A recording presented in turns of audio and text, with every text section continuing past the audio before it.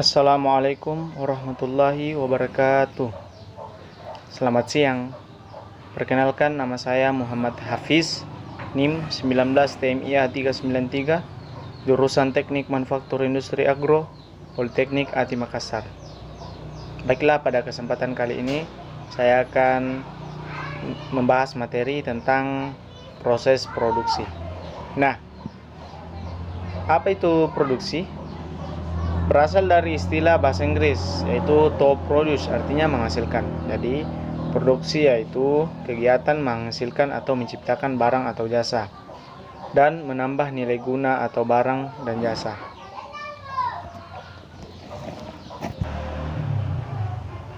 Jenis-jenis faktor produksi. Pertama, faktor produksi asli. Faktor produksi asli ini terdapat dua, yaitu faktor produksi alam dan faktor produksi tenaga kerja. Kemudian faktor produksi turunan juga ada dua macam, yaitu faktor produksi modal dan faktor produksi keahlian. Oke, definisi manufaktur. Secara teknis, manufaktur adalah pengolahan bahan mentah melalui proses fisika untuk mengubah bentuk atau geometri, sifat, properties, dan tampilan untuk membuat komponen atau produk melalui proses teknologi. Secara ekonomi, manufaktur adalah proses transformasi bahan mentah kepada bentuk yang memiliki nilai tambah melalui satu atau lebih proses. Adapun alur proses produksi, pertama research, kemudian pencarian ide, kemudian desain, rekayasa, kemudian uji coba, kemudian proses manufaktur, kemudian pemasaran, dan yang terakhir layanan purna jual. Industri dapat dikelompokkan menjadi tiga. Yang pertama primer industri, kedua secondary industri, yang ketiga tertiary industri. Primer industri adalah mengolah dan mengeksploitasi sumber daya alam seperti pertanian dan pertambangan. Secondary sektor atau secondary industri, yaitu industri yang mengolah hasil industri primer dan merubahnya menjadi barang konsumsi dan barang modal. Baiklah, kita melangkah ke materi selanjutnya, yaitu elemen dasar mesin perkakas. Nah, definisi mesin perkakas adalah kelompok mesin yang setidaknya memiliki satu sumbu pergerakan linier yang akurat, yang didesain untuk membuang atau memotong sejumlah material logam dalam jumlah terkontrol dari suatu bahan. Adapun syarat-syarat dikatakan sebagai mesin perkakas. Yang pertama, memiliki kekakuan yang cukup untuk ketetapan dan ketelitian produk yang dihasilkan. Yang kedua, mudah didekati operator dan benda kerja. Ketiga, mudah untuk mengeluarkan serpihan dari celah-celah mesin. Kemudian, menjamin keselamatan kerja dan memiliki redaman yang cukup untuk mencegah getaran yang berlebihan. Adapun elemen dasar mesin perkakas, yang pertama rangka mesin, kemudian penggerak, ketiga peralatan pemegang, keempat peralatan pelayanan benda kerja, yang terakhir peralatan pengendalian. Rangka mesin yaitu besi cor atau baja cor, pengelasan pelat baja, jadi dibuat dari itu ya teman-teman bahannya. Kemudian keuntungan kalau terbuat dari besi cor atau baja cor. Nah, kalau besi cor memberikan penyerapan getaran lebih baik dibandingkan dengan bahan lain. Kalau bahan coran adalah seragam sehingga tidak ada reaksi kimia yang terjadi antar bahan. Oke, rangka mesin. Nah, keuntungan kalau menggunakan pelat baja. Yang pertama, menghemat berat sampai 25%. Kemudian, perbaikan pada rangka yang rusak mudah dikerjakan. Bisa digunakan berbagai jenis baja. Kemudian, tambahan bahan bisa diberikan pada daerah yang bertegangan untuk mengurangi getaran atau defleksi. Elemen dasar rangka mesin. Yang pertama, kepala tetap spindel, kolom, meja, bangku atau dasar, landasan, rel melintang atau meluncur. Nah, kemudian adapun metode pengendalian. Ya, itu ada 3 cara. Yang pertama manual, misalnya pada mesin gurdi kecil. Semi otomatis menggunakan knob atau secara numeris. Otomatis menggunakan komputer. Oke, materi selanjutnya mesin milling. Mesin milling merupakan proses pemotongan konvensional dengan menggunakan mesin milling yang menghasilkan permukaan rata atau bentuk-bentuk lain yang spesifik dengan ukuran dan kualitas tertentu dan menyisakan geram atau chips. Kegunaannya yaitu meratakan permukaan, membuat alur, membuat roda gigi, membuat benda kerja yang mempunyai segi banyak beraturan, membuat profil dan bentuk yang tak beraturan, dan lain sebagainya. Nah, prinsip dasar kerja milling, yaitu pisau atau cutter berputar pada sumbunya. Benda kerja bergerak ke arah pisau sepanjang benda kerja yang akan dipotong. Jenis-jenis mesin milling. Kalau berdasarkan posisi sumbu spindel utama mesin, ada mesin milling vertikal, ada mesin milling horizontal, mesin milling universal. Kemudian berdasarkan cara kerja dan sistem pergerakan, yaitu ada 2, mesin milling semi otomatis dan mesin milling otomatis. Jenis-jenis mesin milling.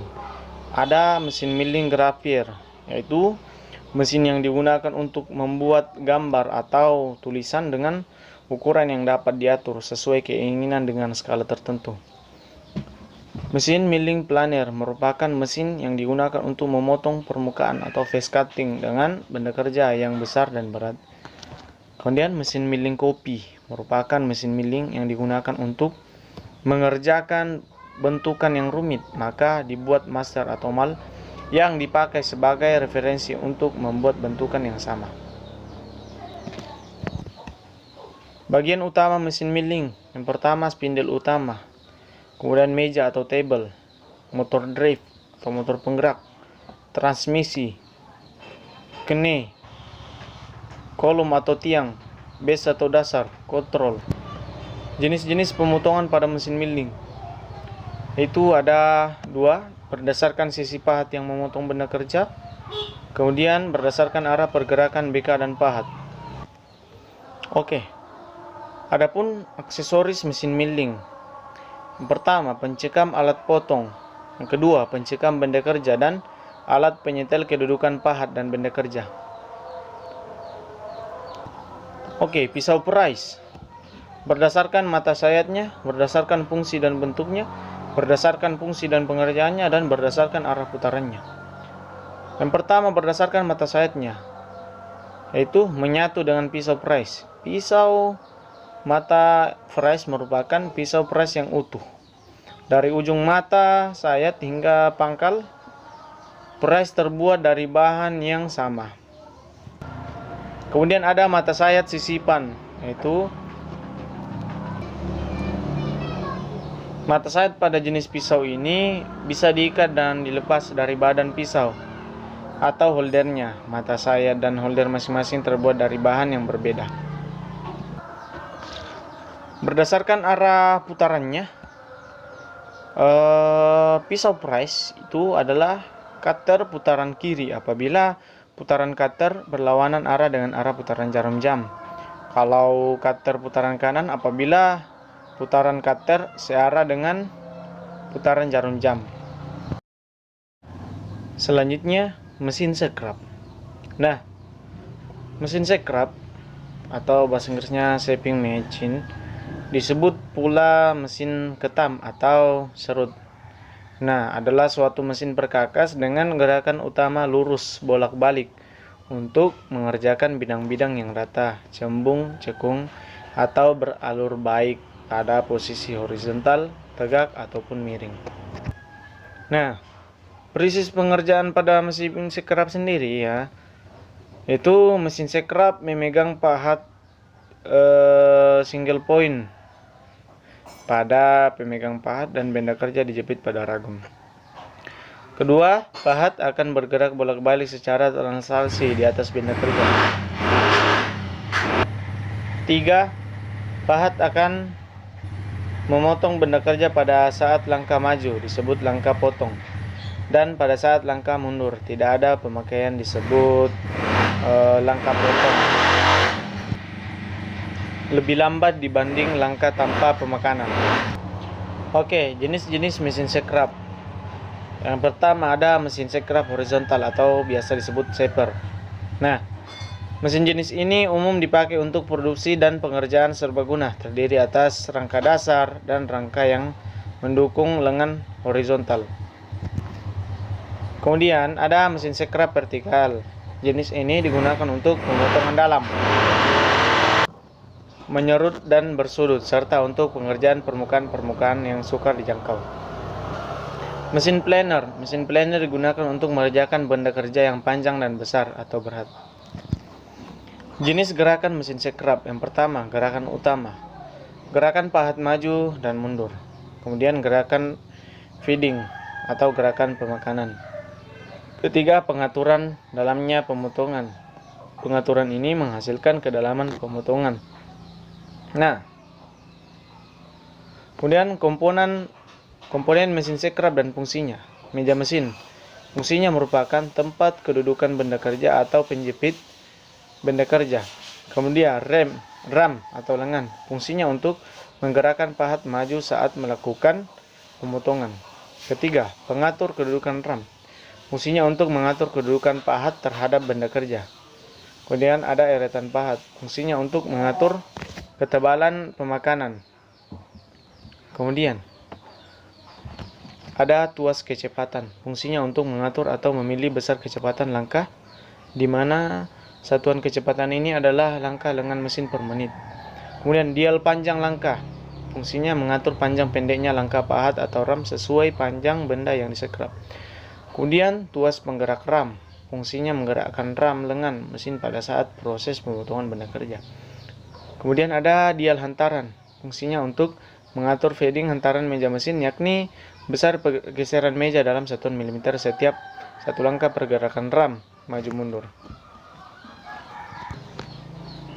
Baiklah, mungkin itu yang bisa saya sampaikan pada siang kali ini.